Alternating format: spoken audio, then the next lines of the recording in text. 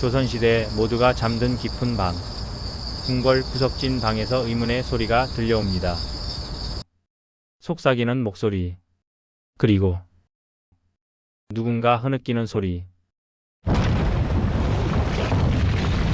감히 누가 궁궐 안에서 미회를 즐긴단 말이냐? 여러분 잠깐만요. 조선시대 궁녀가 만약 남자와 사통했다가 들키면 어떻게 됐을까요? 답은 간단합니다. 죽습니다. 참수형이죠. 목이 날아갑니다. 왜냐고요? 궁녀는 왕의 여자니까요. 왕의 소유물이 감히 다른 남자와 눈이라도 맞추는 순간 그건 영모나 다름없었던 거예요. 그런데 말입니다. 만약 남자가 아니라 여자끼리 사랑을 나눴다면? 그건 괜찮은 거 아니야? 남자가 아니잖아. 천만에요. 조선 왕조실록에는 이런 기록이 남아 있습니다. 궁녀들 사이에 대식이라는 풍습이 유행하니 이를 어미 금할 것. 대식. 한자 그대로 풀면 마주보고 밥 먹는다는 뜻인데요. 실제 의미는 전혀 달랐습니다. 궁녀들끼리 부부처럼 지내는 거예요. 네, 동성 간의 연애. 오늘날로 치면 레즈비언 관계였던 겁니다. 그냥 친한 친구 사이? 아닙니다. 실록 기록을 보면 이렇게 나와요. 서로 질투하고 밤에 같이 자지 않으면 화를 내며 부부가 하는 일을 그대로 따라했다. 부부가 하는 일이요? 네, 여러분이 상상하시는 바로 그겁니다. 더 충격적인 건 이게 소수의 일탈이 아니었다는 거예요. 궁궐 안에서 유행이었습니다. 마치 문화처럼 번졌어요. 심지어는요, 여러분. 세종대왕의 며느리, 그러니까 왕실 최고 어른 중 한 명이었던 세자빈까지 이 짓을 했습니다.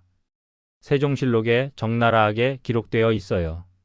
세종대왕이 직접 이 사건을 처리했을 정도로 어마어마한 스캔들이었던 거죠. 도대체 왜 궁녀들은 목숨을 걸고 이런 짓을 했을까요? 단순히 호기심? 일탈? 아닙니다. 그들에게는 다른 선택지가 없었습니다. 오늘 이 영상에서 여러분께 보여드릴 건 화려한 궁궐의 이면입니다.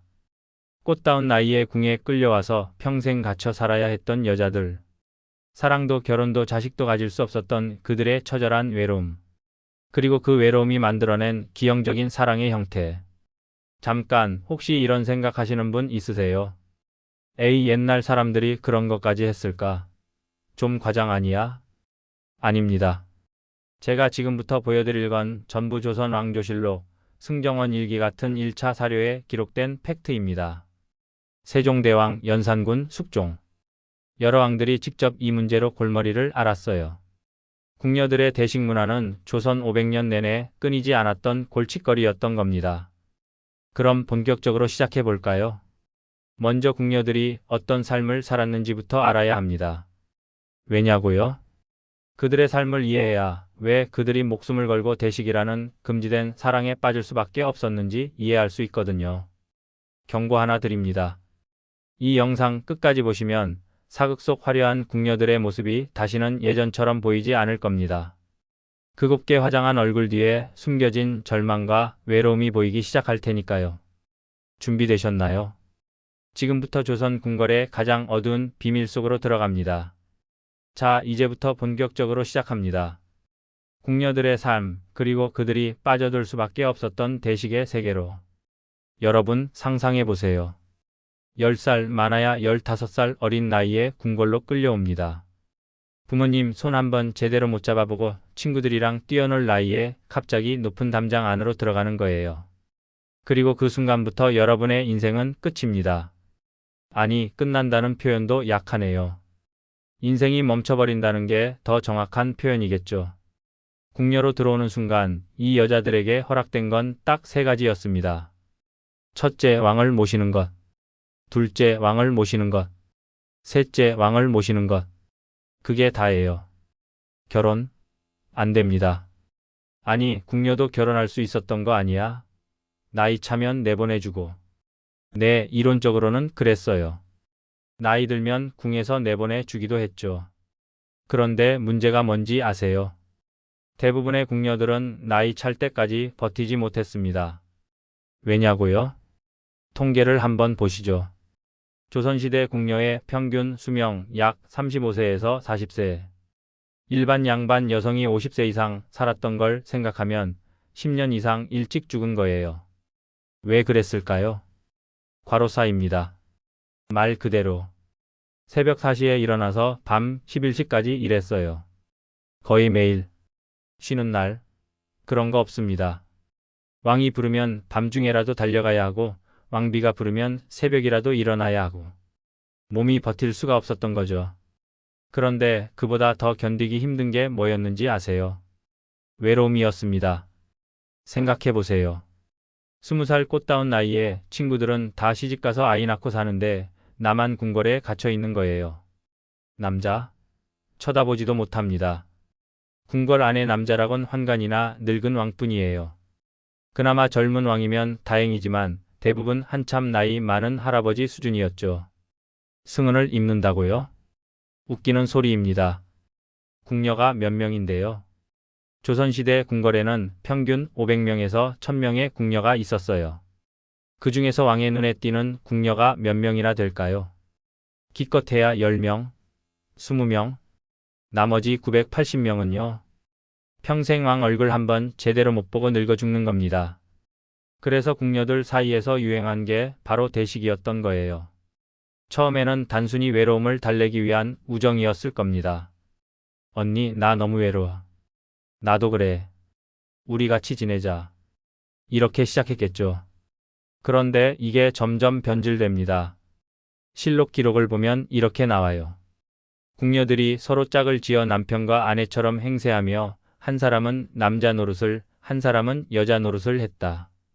무슨 말이냐면요. 역할 분담을 했다는 겁니다.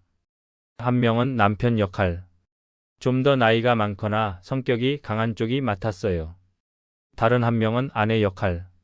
순종적이고 어린 쪽이 맡았고요. 어떻게 지냈냐고요? 진짜 부부처럼 지냈습니다. 밤에는 같은 방에서 잤어요. 같은 이불을 덮고요. 낮에는 서로 챙겨줬어요. 밥 먹었어? 아파? 내가 약 구해줄게. 질투도 했습니다. 만약 남편 역할을 하던 궁녀가 다른 궁녀랑 친하게 지내면 아내 역할 궁녀가 삐졌어요. 언니, 왜 저 사람하고만 얘기해? 나는? 완전히 부부싸움이었던 거죠. 연산군 일기에는 이런 기록도 있어요.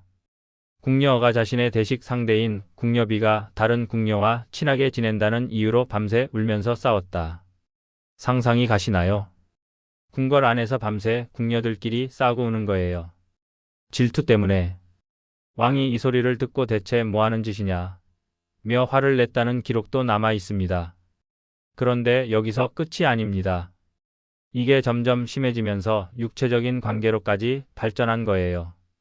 어떻게 알 수 있냐고요? 실록의 부부가 하는 일을 그대로 했다는 표현이 반복적으로 나옵니다.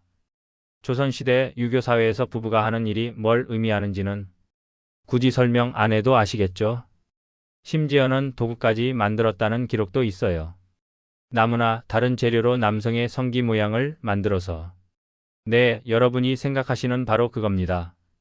궁중 나인들 사이에서 이런 도구를 각시라고 불렀다는 기록도 있습니다. 왕이 이 사실을 알고 대노해서 궁궐을 뒤졌다는 기록도 실록에 남아 있어요. 여러분, 이걸 단순히 변태적인 행위로만 봐야 할까요? 저는 그렇게 생각하지 않아요. 이건 절망의 산물입니다. 사랑하고 싶은 본능, 누군가와 연결되고 싶은 욕구, 외로움을 달래고 싶은 간절함. 이 모든 게 금지된 여자들이 찾아낸 마지막 탈출구였던 거예요. 물론 왕실에서는 이걸 용납할 수 없었습니다. 발각되는 순간 어떻게 됐을까요? 태형 100대. 즉 매로 100대를 맞는 겁니다. 100대면요, 보통 사람은 죽어요. 살아남아도 평생 불구가 됩니다. 그런데도 궁녀들은 멈추지 않았어요. 그만큼 절박했던 겁니다. 그런데 말입니다. 여기까지는 그래도 궁녀들끼리의 문제였어요. 신분이 낮은 궁녀들, 이름도 없는 여자들의 일탈. 왕실 입장에서는 저런 것들이 하면서 눈살 찌푸리는 정도였죠. 그런데요. 이 문제가 왕실 최고위층까지 번집니다. 바로 세자빈. 왕의 며느리, 미래의 왕비가 될 사람이 궁녀랑 대식질을 한 거예요. 그것도 아무 왕이 아닙니다. 세종대왕의 며느리였어요. 조선 최고의 성군 한글을 만든 바로 그 세종대왕. 그 세종대왕의 아들 문종의 아내인 봉씨가. 상상이 가시나요?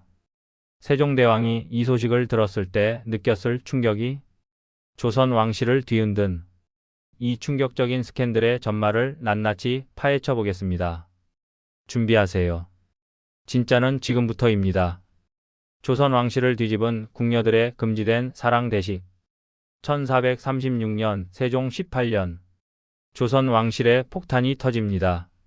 세자빈 봉씨, 그러니까 세종대왕의 며느리이자 미래의 왕비가 될 여자가 궁녀와 부적절한 관계를 맺었다는 충격적인 고변이 들어온 거예요. 처음에 세종대왕은 믿지 않았을 겁니다. 말도 안 되는 소리다. 그럴 수밖에 없는 게 봉씨는 명문가 출신이었거든요. 영의정을 지낸 봉효의 딸이에요. 교육도 잘 받았고 예의범절도 완벽했고 세자인 문종을 잘 모시고 있었죠.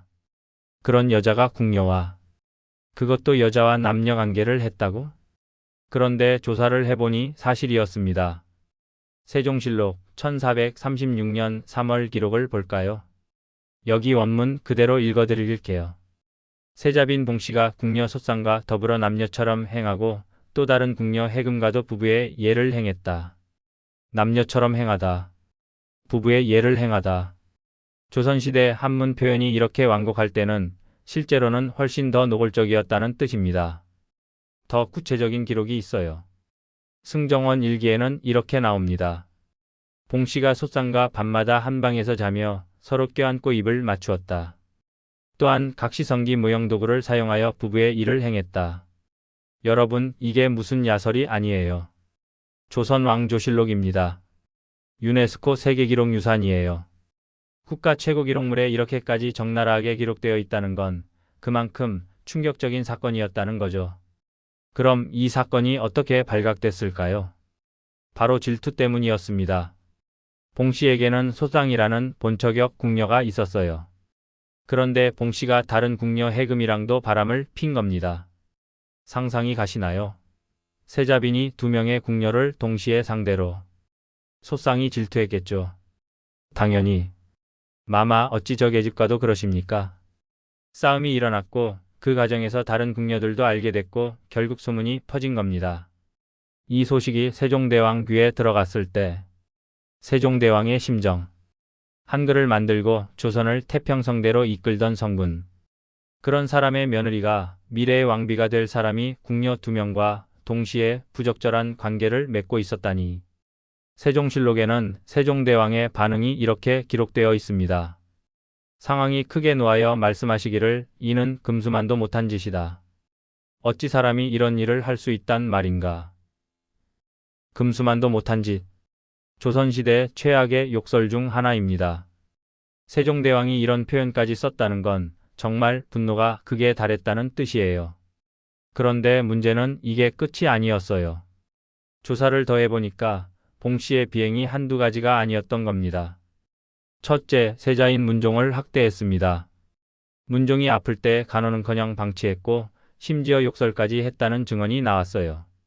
둘째, 궁녀들을 괴롭혔습니다.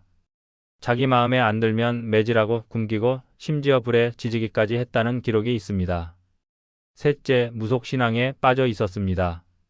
궁궐 안에 몰래 무당을 불러들여서 구슬했어요. 이건 명백한 법도 위반이었죠.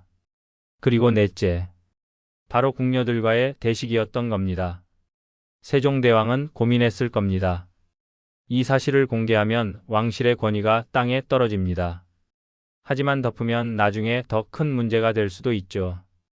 게다가 문종은 세자입니다. 다음 왕이 될 사람이에요.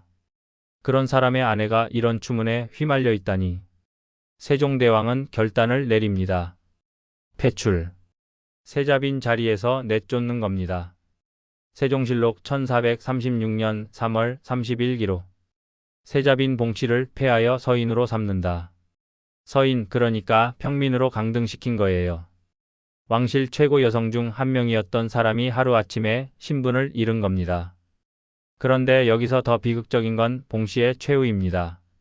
궁에서 쫓겨난 봉씨는 친정으로 돌아갔어요. 하지만 친정 아버지 봉여도 이미 죽은 뒤였고 집안도 몰락한 상태였습니다. 아무도 그녀를 환영하지 않았어요.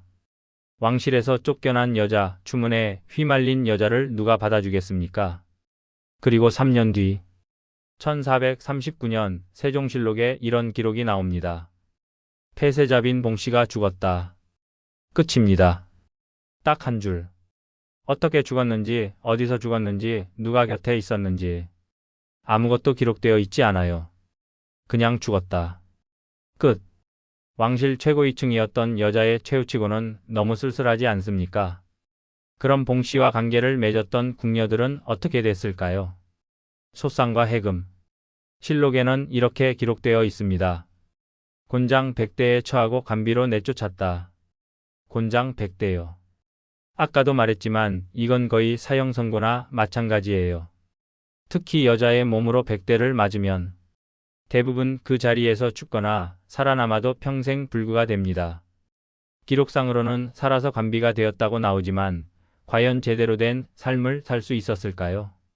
이 사건 이후로 궁궐 안 분위기가 완전히 바뀝니다. 세종대왕이 직접 명령을 내려요. 궁녀들 사이에 대식을 엄히 금한다. 발각되는 즉시 태형에 처하고 궁에서 내쫓는다. 감시도 강화됩니다. 밤에 궁녀들이 같은 방에서 자지 못하게 했어요. 반드시 여러 명이 함께 자도록 강제했죠. 낮에도 둘이서만 있는 걸 금지했습니다. 항상 3명 이상이 함께 다니도록 했고요. 그런데 재미있는 건요.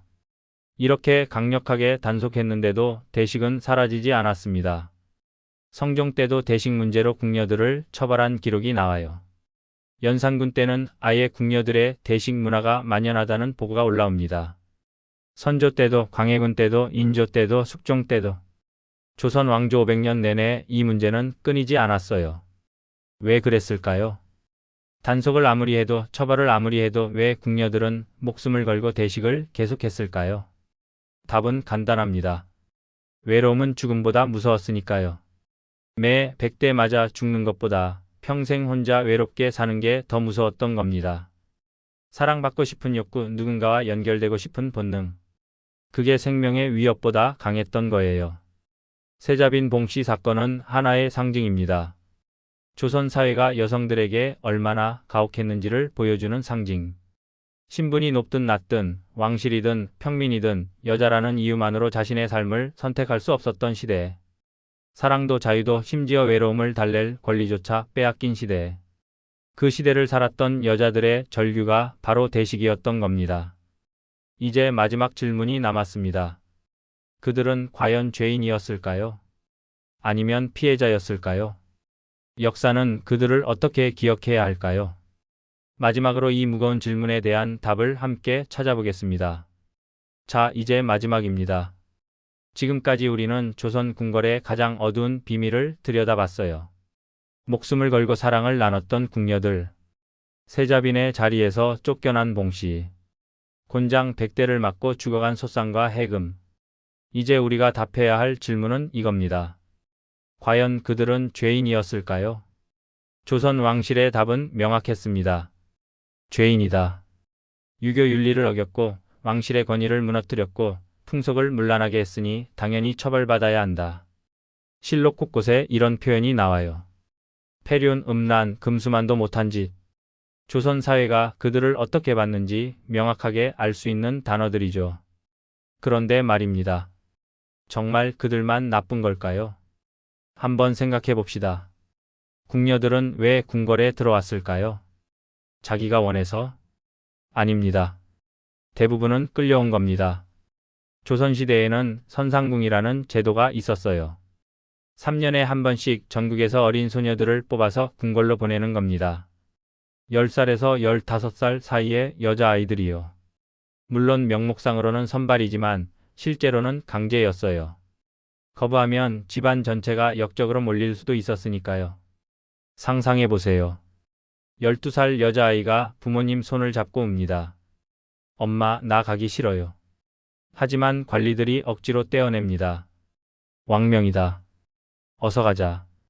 그렇게 끌려간 아이는 다시는 집으로 돌아오지 못합니다. 부모님 임종도 못 지켜봐요. 동생들 잘하는 것도 못 봐요. 평생 그 높은 담장 안에 갇혀서 왕을 모시다가 죽는 겁니다. 이게 그 아이의 선택이었나요? 아니죠. 그 아이는 피해자입니다. 그런데 조선 사회는 그 아이에게 뭘 요구했냐고요? 왕에게 충성해라. 정절을 지켜라. 외로워도 참아라. 사랑하고 싶어도 참아라. 인간적인 감정은 다 버리고 그냥 기계처럼 살아라. 참을 수 있을까요? 15살에 들어와서 60살까지 살면 45년입니다.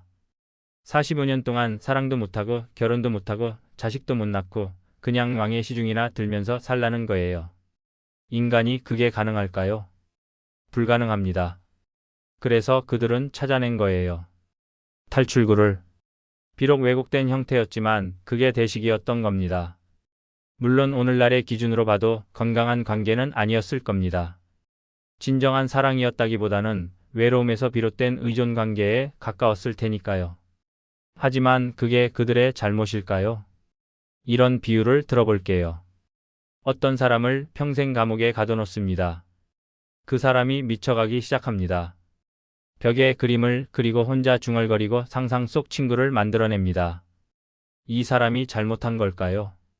아니면 그 사람을 가둔 시스템이 잘못한 걸까요? 궁녀들도 마찬가지입니다. 그들을 평생 궁궐이라는 감옥에 가둬놓고 사랑도 결혼도 금지시켜놓고 그런 상황에서 그들이 찾아낸 탈출구를 보고 폐륜이다. 음란하다.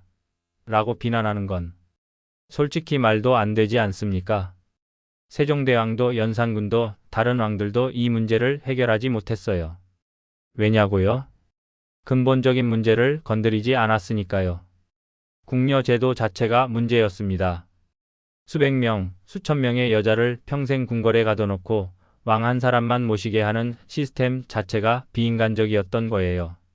그 시스템을 바꾸지 않고 증상만 억누르려고 했으니 해결이 될 리가 없었던 겁니다.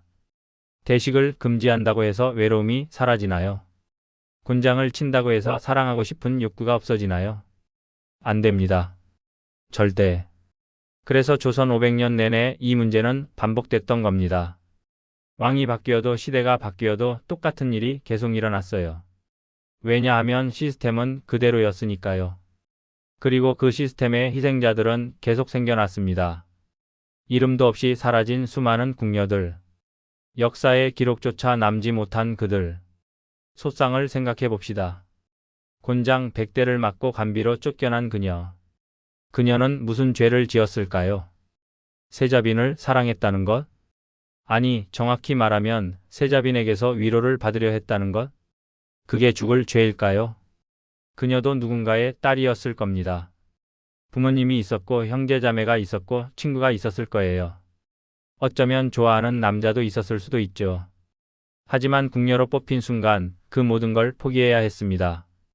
그리고 궁궐 안에서 유일하게 따뜻함을 느낄 수 있었던 사람이 세자빈 봉씨였던 거예요. 그게 잘못입니까? 저는 이렇게 생각합니다. 궁녀들은 죄인이 아니었습니다. 그들은 피해자였습니다. 비인간적인 시스템의 피해자, 가부장제의 피해자, 시대의 피해자. 그리고 우리는 그들을 기억해야 합니다. 단순히 옛날에 궁녀들끼리 동성애했대라는 야한 이야기가 아니라 인간의 기본적인 욕구조차 억압당했던 여성들이 있었다는 역사로 기억해야 합니다. 사실 이 문제는 과거만의 문제가 아닙니다. 지금도 세상 어딘가에는 자신의 의지와 무관하게 삶을 강요당하는 사람들이 있어요. 자유를 빼앗긴 사람들, 사랑을 금지당한 사람들, 인간답게 살 권리를 부정당한 사람들. 조선시대 궁녀들의 이야기는 바로 그들의 이야기이기도 합니다. 오늘 밤 경복궁이나 창덕궁에 가보세요.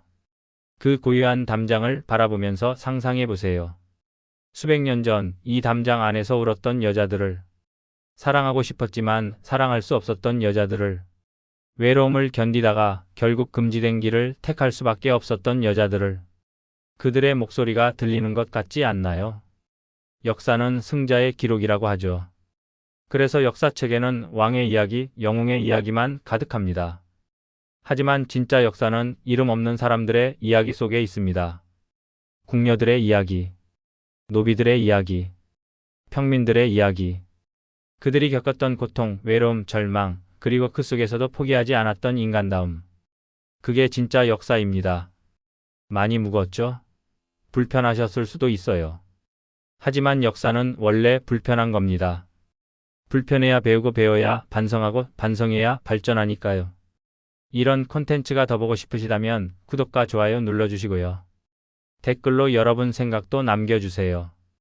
궁녀들은 죄인이었다. vs 궁녀들은 피해자였다. 여러분은 어느 쪽이신가요? 역사를 잊은 민족에게 미래는 없다. 신채호. 하지만 저는 이렇게 덧붙이고 싶습니다. 역사 속 약자들을 외면한 민족에게도 미래는 없다. 조선시대 궁녀들을 기억해 주세요. 그들의 눈물을, 그들의 외로움을, 그들의 금지된 사랑을. 이 영상은 조선 왕조실록, 승정원 일기 등 1차 사료를 바탕으로 제작되었습니다.